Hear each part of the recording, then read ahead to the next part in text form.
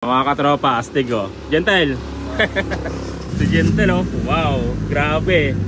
Naka-Civic na. Saan mo nabili to? Ordaneta, boss. Ordaneta.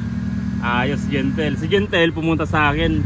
Anong ano mo? Mga tricycle lang ano? First time? Opo. First time kakakotse? First time, boss. Yan yung katas ng wiring ano? Opo. Katas ng mekaniko. Yan yung mga katropa, yung katas ng pagmimekaniko. Basta sa tamang ano ka lang, sa tamang mindset ano? Opo. Marunong sumunod sa patakaran, aralin yung trabaho. Ito na, Gentle.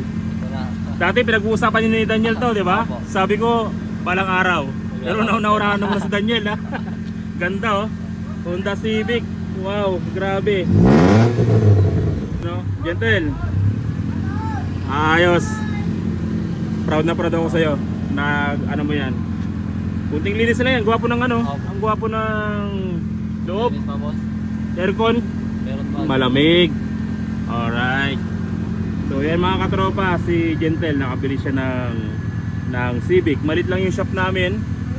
At syempre, pagiging patas sa pagbibigay ng ano, hindi ko naman sila tinuturing na helper, kundi mechanic na siya. Kahit na tinuturuan, yung sahod nila o yung kita nila, pinapatas ko talaga yan. Okay. Ayos. So ito naman sa akin, Expander. Katas din ng shop. At syempre ng pagbablog. Alright, Gentle. Alright.